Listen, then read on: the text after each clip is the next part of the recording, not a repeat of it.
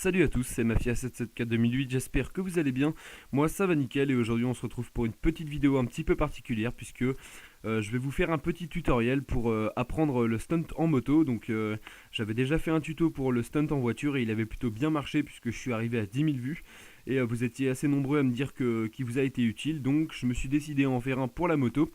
Et voilà, donc j'espère que ça va vous aider et puis qu'après ça vous arriverez à faire quelques jolis stunts en moto.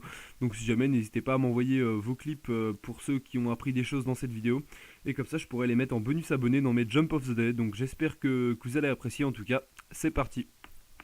Et bien pour commencer, on va d'abord débuter avec la chose principale qui va être le choix du personnage. Donc moi ce que je vous conseille c'est de prendre donc notre Black Franklin pour faire des stunts en moto, même si vous n'utilisez pas sa capacité spéciale. Il vous sera toujours utile à un moment ou à un autre, puisqu'il y a certains endroits, certains spots dans la carte où vous aurez besoin, enfin ça sera indispensable d'utiliser sa capacité spéciale qui est donc avec les deux joysticks. Quand vous appuyez sur les deux simultanément, et bien il va se mettre en mode ralenti et ça va vous permettre de pouvoir sauter dans des endroits où vous ne pourriez pas normalement. Donc c'est pour ça que je vous conseille de d'abord prendre ce personnage qui pourra toujours vous être utile. Et bien la deuxième chose très importante, ça va être bien sûr le choix de la moto et je vais vous expliquer quelle moto prendre et pourquoi.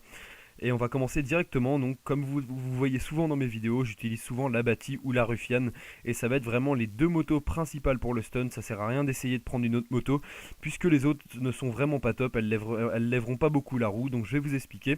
Donc en premier, moi ce que je vous conseille pour commencer le stunt, ça va être la Ruffian, améliorée à fond bien sûr.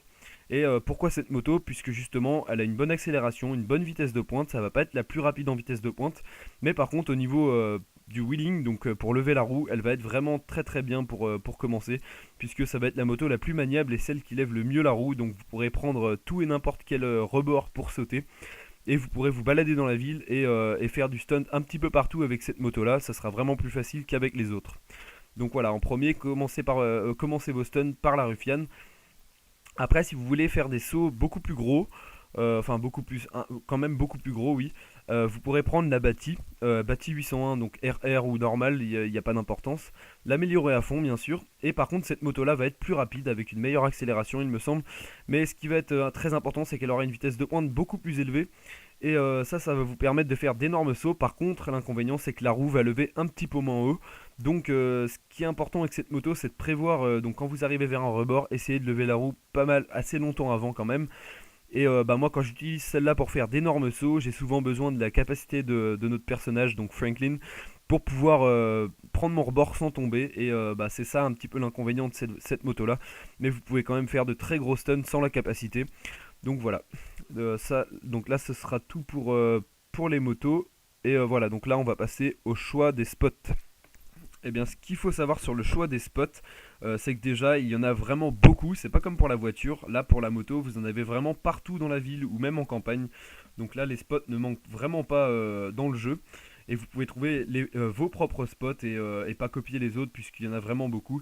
Et donc, qu'est-ce que ça peut être comme spot? Ça peut être des rebords, ça peut être des buts en terre, ça peut être des trottoirs, ça peut être des murets, ça peut être plein de choses. Et en fait après il faut faire avec votre imagination. Donc ce que je vous conseille pour commencer c'est déjà d'aller en ville, puisque c'est là où il y a le plus de spots que vous pourrez trouver. Et voilà, donc après ce que je peux vous conseiller moi pour faire un joli stunt, ça va être essayer de trouver un bump, c'est-à-dire en fait un double saut, comme on dit en anglais, donc un bump. C'est-à-dire que vous allez prendre un rebord, sauter et ensuite retaper un autre pour encore aller plus haut, et ça donne vraiment de jolies choses. Et voilà, donc commencez par des petits bâtiments, des petits endroits pour vous amuser d'abord. Et vous verrez qu'après, avec le temps, vous vous améliorerez, vous aurez une meilleure maniabilité de la moto et vous pourrez faire des choses encore mieux.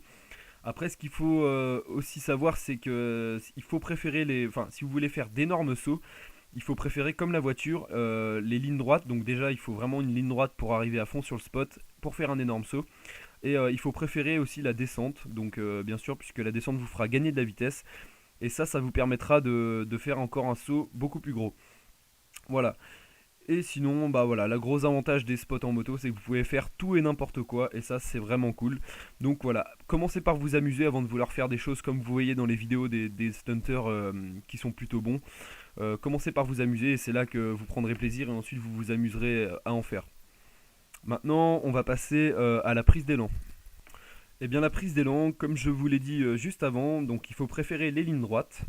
Après, le plus important pour prendre de l'élan et pour gagner beaucoup en vitesse, puisque c'est le but dans un stunt, c'est d'arriver assez vite pour pouvoir faire un gros jump ou monter sur votre immeuble ou faire plein d'autres choses. Le plus important, ça va être de gagner beaucoup de vitesse, et pour ça, justement, la technique elle est très simple. Va falloir faire un wheeling le plus longtemps possible que vous pourrez.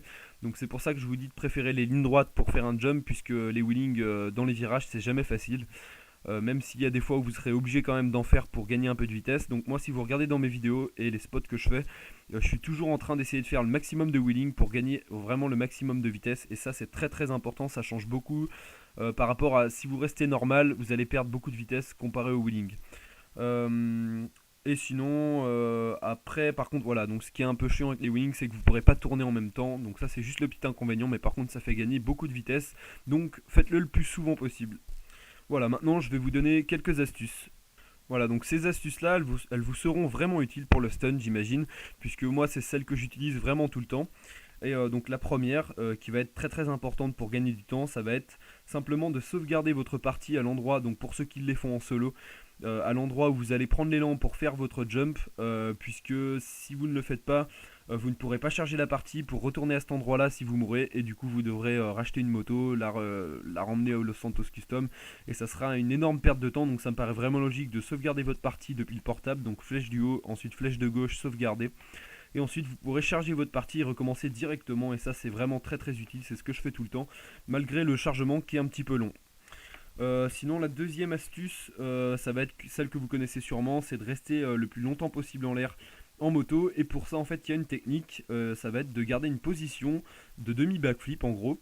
C'est-à-dire que vous allez prendre un jump, vous allez rester en demi backflip, et avec votre joystick, quand vous prendrez l'habitude, vous verrez qu'il faut faire des espèces de petits allers-retours avec le joystick, et ça va vous permettre de garder la tête en bas avec le bonhomme, et la moto va faire une distance beaucoup beaucoup plus longue. Donc je vais peut-être, en fait je commente mais j'ai pas encore les images à l'écran, mais je vais vous montrer une différence. Je vais faire deux sauts de la même manière, et vous verrez la différence entre un saut donc en normal et un saut avec cette technique, et vous verrez, voilà, vous allez gagner beaucoup de distance, et ça c'est indispensable à énormément de stunts.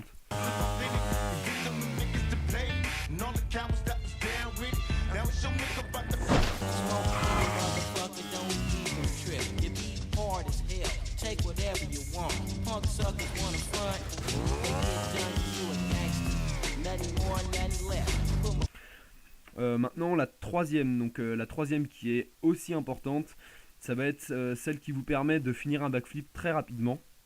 C'est-à-dire, donc par exemple vous allez faire un backflip, vous n'aurez jamais le temps de le finir, et bien la technique elle consiste à lâcher les deux joysticks, et votre personnage donc va pouvoir se retourner très rapidement pour atterrir, et peut-être voilà, réussir votre stunt.